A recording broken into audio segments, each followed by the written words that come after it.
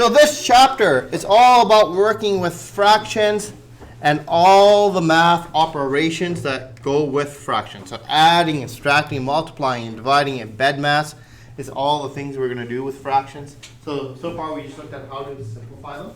That just ends up being the very last step of everything we do. Okay? So you know how to do the very last step. Pretty good. Right? So now we just need to go through all the different math operations. So today we're going to start looking at multiplying. So how do you multiply fractions? Right? Now remember that multiplying, like going back to elementary school, it's just a fast way of adding. If I said 3 times 2, that means, hey, we have 3 groups of 2. 3 groups of 2 all together, we have 2, 4, 6. Right? That's what multiplying was. How do you add really fast? Because adding is a little bit slower to do. Now we do the same thing with fractions. So just don't forget the fact that multiplying is just fast adding. So if I did this and say, hey, I want to multiply this and say we have 3 times 5, 6, it means we have 3 groups of these. So if I go like this and I go, okay, let's color this in. Here, the bottom number says we have 6 pieces and we shade in 5, right? So on this diagram, they're already set up for you with 6 pieces each, and we're just going to shade in 5. It technically doesn't matter which ones you shade in, right? So we're going to shade in all except for 1 on each one. So that's 5 out of 6. Then we're going to do that again here. 5 out of 6. And 5 out of 6.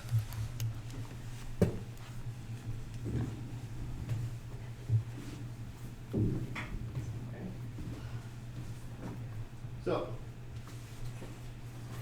if on day 1, I give you diagrams like this and say, hey, write this as a fraction. Remember those diagrams, very first top of the page? The bottom number is how many pieces are in each shape. So the bottom number was 6. And the top number was how many there were shaded all together. So in this question, how many are shaded all together? Sarah? 15. So 15 out of 6. So now we don't want to do this every single time. This is like a really slow way of adding. We want to multiply, do this faster. So the question becomes this: how do we go from here to our answer of 15 over 6? Okay? Yes. I heard somebody say something. Can anybody make the connection? How do you jump from the left side to the right side? Julia?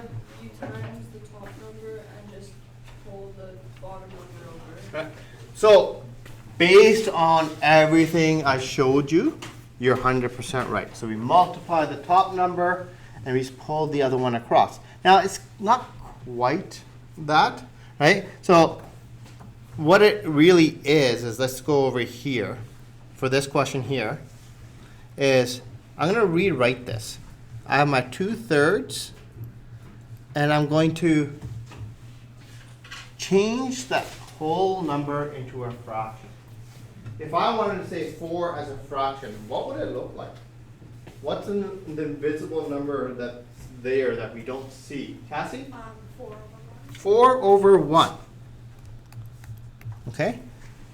So 4 over 1. Like 4 divided by 1 is still 4, right? So now it's a fraction. So now, Julia, you were right. If we want to do this calculation, is we take that number, and you take this, and you take this, and you multiply those together. So 4 and 2 make it 8. Just like we did the 3 and the 5 make the 15.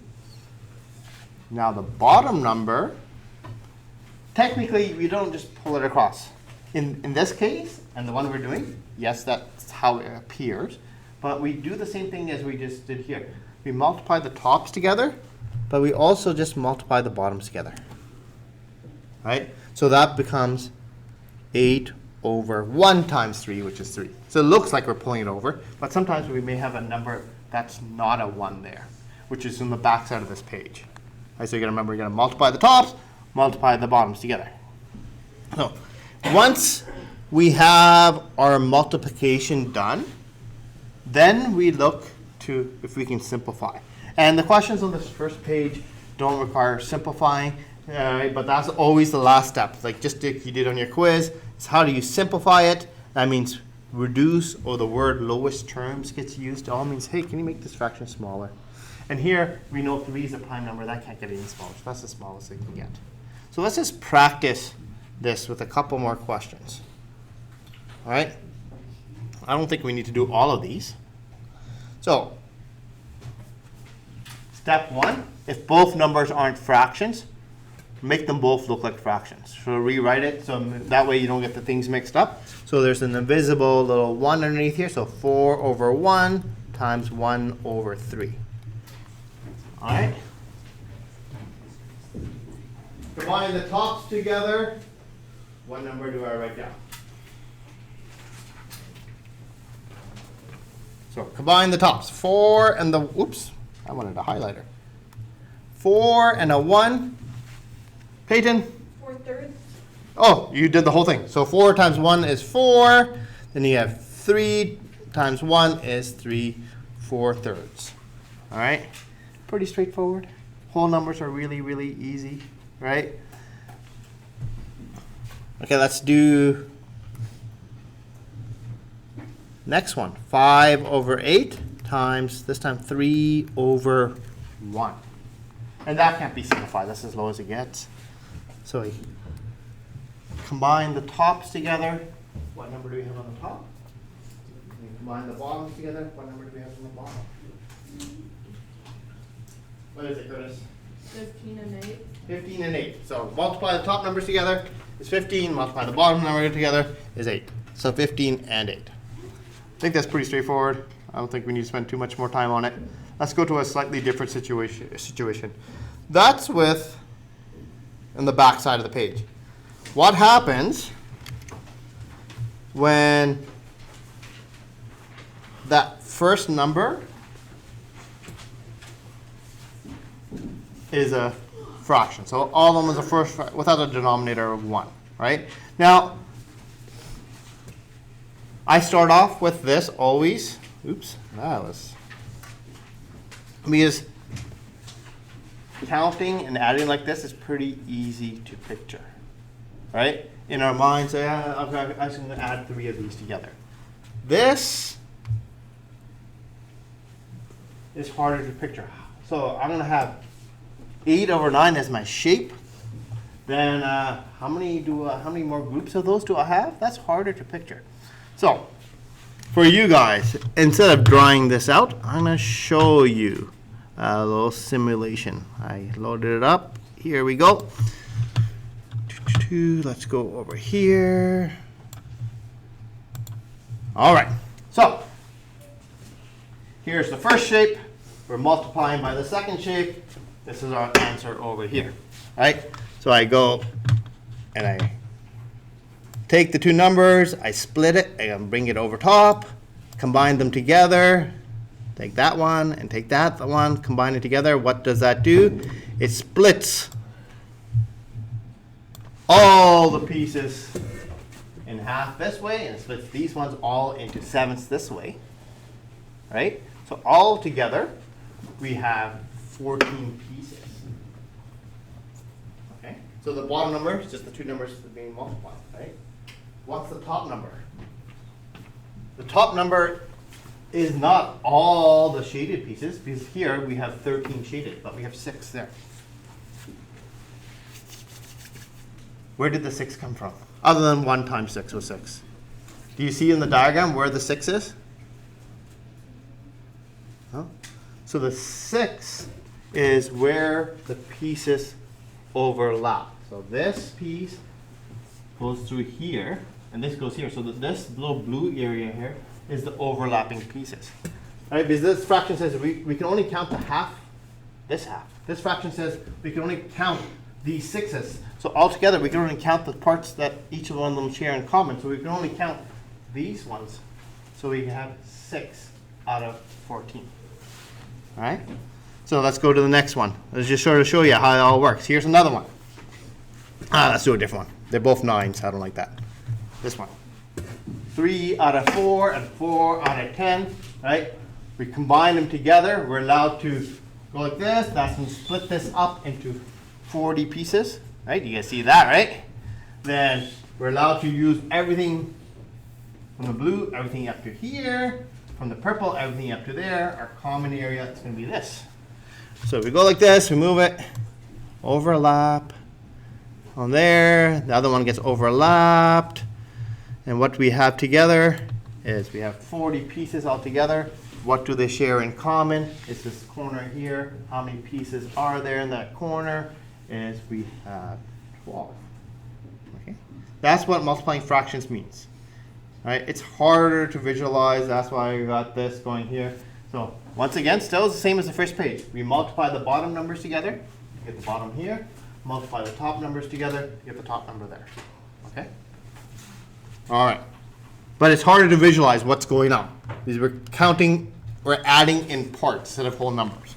Right? It was so much harder to visualize. Okay, so if I take this and I go, okay, I want to combine the tops together, so you can grab your multiplication chart or your calculator or just use your mind. 3 times 8, what do I have on the top? 24. Right? We have 24 on the top. And on the bottom, we have 4 times 9. What number is that one? 36. So 4 times 9 is 36. That's a correctly multiplied fraction. Now, something like this probably worth 2 marks. But for that answer, I'd probably give you like 1.5 out of 2 or 1 out of 2. This is the second part that needs to be done. That's the simplifying, which you spent 2 days just doing. Okay, so we got our answer here. Now, we go, can this fraction be made smaller? Is there a number that can divide the top and the bottom? Peyton. Maybe 2/3? No, I'm looking for a whole number. Oh, Right? Now, 12 works. So you can divide 12 here. So this is like the day 1 technique. You divide 12 here, divide 12 here. So 24 divided by 12 is the number 2. 36 divided by 12 is the number 3. So the answer is 2/3, but I was looking for the steps in between, right? Okay, so now, that technique is harder to do. Remember the day 1 simplifying was much harder than the day 2?